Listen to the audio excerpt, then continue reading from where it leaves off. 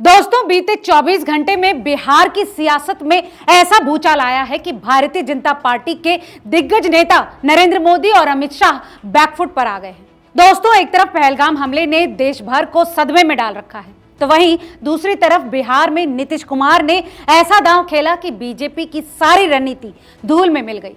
आखिर नीतीश ने ऐसा क्या कर दिया कि 2025 के विधानसभा चुनाव में वो बीजेपी को पछाड़कर ज्यादा सीटों पर लड़ने की तैयारी में है।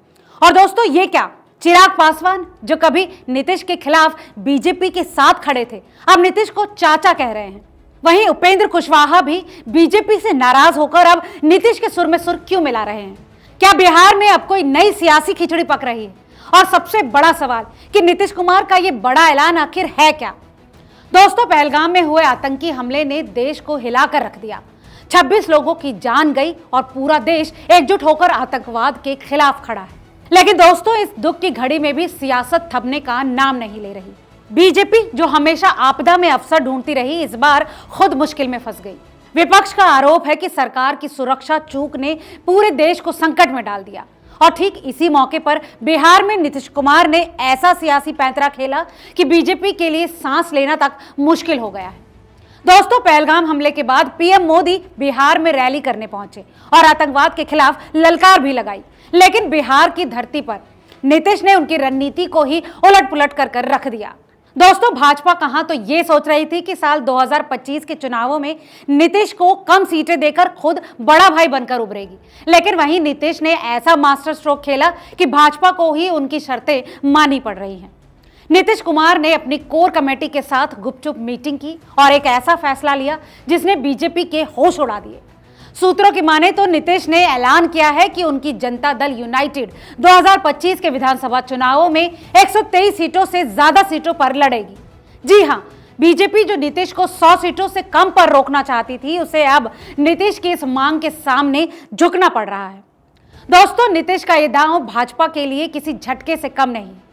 बीजेपी चाहकर भी नीतीश को नाराज नहीं कर सकती, क्योंकि पहला कारण तो लोकसभा में बहुमत है। यानी 2024 के लोकसभा चुनाव में बीजेपी को बहुमत के लिए जेडीयू के 12 सांसदों की जरूरत पड़ी। इसके साथ ही नीतीश के बिना एनडीए कमजोर पड़ सकता है। दोस्तों, दूसरा है बिहार में वोट बैंक, यानी नीतीश का अति पिछड़ा वर्ग ईबीसी 36% और गैर यादव ओबीसी जिसमें 3% कुर्मी शामिल है और मजबूत आधार है। उनके बिना बीजेपी का आरजेडी मुस्लिम यादव गठजोड़ से मुकाबला मुश्किल है। तीसरा, सहयोगियों का दबाव भी एक फैक्टर है।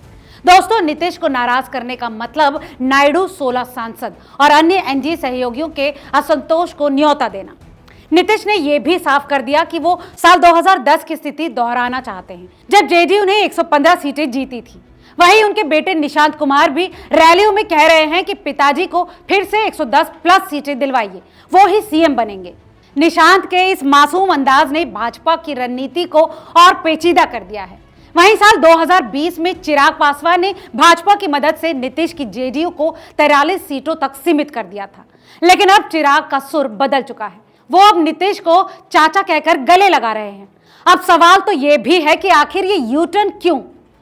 सूत्रों के मुताबिक चिराग को लग रहा है कि बीजेपी बिहार में उन्हें साइडलाइन कर सकती है।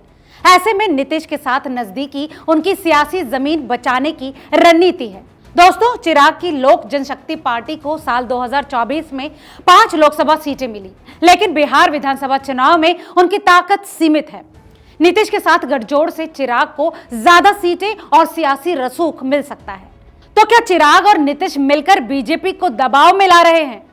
ये सवाल बिहार की सियासत में लगातार गूंज रहा है। और दूसरी तरफ उपेंद्र कुशवाहा, जो कभी नीतीश के विरोधी रहे हैं और बीजेपी के साथ मिलकर जेडीयू को कमजोर करने की कोशिश की, अब भाजपा से नाराज दिख रहे हैं। उनकी राष्ट्रीय लोक जनता दल को साल 2024 में 1 लोकसभा सीट मिली, लेकिन भाजपा ने उन्हें विधानसभा में ज्यादा तवज्जो देने का वादा नहीं किया। ऐसे में कुशवाहा भी नीतीश के करीब आ रहे हैं। अब ऐसे में सवाल ये भी उठ रहा है कि क्या नीतीश, चिराग और कुशवाहा मिलकर कोई नई सियासी खिचड़ी पका रहे हैं? सूत्रों की माने तो नीतीश कुमार इन दोनों को साथ लेकर बीजेपी पर दबाव बना रहे हैं, ताकि सीट बंटवारे में उनकी बात मानी जाए। अगर ये तिकड़ी एकजुट हो गई तो भाजपा के लिए बिहार में खेल और मुश्किल हो सकता है। नीतीश कुमार की सियासी ताकत उनकी सामाजिक इंजीनियरिंग में है। बिहार की 36% ईबीसी और गैर यादव ओबीसी आबादी में उनकी गहरी पैठ है। जेडीयू के वोट शेयर में उतार चढ़ाव देखें तो साल 2015 में 16.8%, 2020 में 15.39% और 2024 में 18.52% रहा। लेकिन नीतीश हमेशा सरकार बनाने में कामयाब रहे। उनकी सुशासन बाबू वाली छवि, कानून व्यवस्था और इंफ्रास्ट्रक्चर पर काम ने उन्हें बिहार में अजय बनाया। विपक्ष भले ही नीतीश को पलटू राम कहे, लेकिन दोस्तों आरजेडी के जंगल राज के खिलाफ उनकी साफ छवि आज भी वोटरों को खींचती है। उनके बेटे निशांत भी धीरे धीरे सियासी जमीन तैयार कर रहे हैं और जेडीयू में नीतीश की विरासत को उन तक पहुंचाने की चर्चा अब जोरों पर है। सुशील कुमार मोदी के निधन के बाद भाजपा के पास बिहार में कोई और बड़ा स्थानीय चेहरा नहीं है। केंद्रीय नेतृत्व पर निर्भर भाजपा के लिए नीतीश ही गठबंधन का चेहरा है। दोस्तों पिछले कुछ सालों पर नजर डालें तो नीतीश के साथ 6 डिप्टी सीएम बदल गए, लेकिन कोई भी उनकी बराबरी नहीं कर सका। भाजपा नीतीश को नाराज करके न तो इंडिया गठबंधन में उनके जाने का जोखिम ले सकती है और न ही अपने सहयोगियों को नाराज करना चाहती है। वहीं नीतीश भी अपनी बार्गेनिंग पोजीशन को मजबूत करने के लिए ये ऐलान कर रहे हैं। नीतीश जानते हैं कि भाजपा के लिए बिहार में उनकी जरूरत एक हड्डी की तरह है, जो ना निगल सकते हैं और ना ही उगल सकते हैं। और आने वाले दिनों में 2025 के इस सियासत का असर आने वाले चुनावों पर भी पड़ेगा।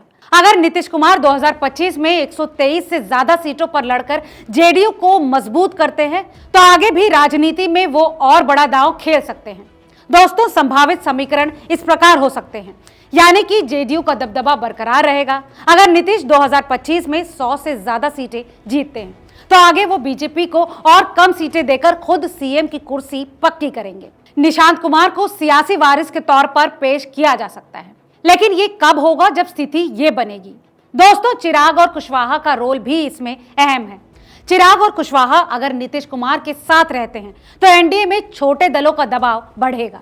इससे भाजपा को सीट बंटवारे में और समझौता करना पड़ सकता है। और वहीं तेजस्वी यादव की आरजेडी 2025 में अगर विपक्ष में मजबूत प्रदर्शन करती है तो आगे भी वो नीतीश के ईबीसी ओबीसी वोट बैंक में सेंधमारी की कोशिश कर सकती है।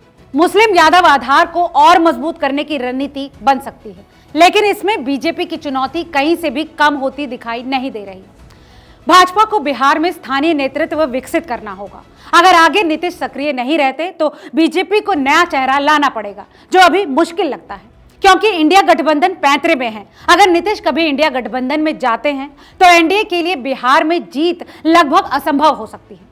तो दोस्तों फिलहाल नीतीश कुमार ने एक बार फिर साबित कर दिया है कि बिहार की सियासत में वो बिना ताज के बादशाह हैं। पहलगाम संकट के बीच उन्होंने बीजेपी को ऐसा झटका दिया कि मोदी और शाह की सारी रणनीति धरी रह गई। चिराग और कुशवाहा के साथ उनकी नजदीकी और 123 से ज्यादा सीटों का ऐलान बिहार में एक नए सियासी खेल की सुगबुगाहट है। 2025 का चुनाव नीतीश के लिए सिर्फ जीत का मसला नहीं है, बल्कि आगे की विरासत तैयार करने का मंच है।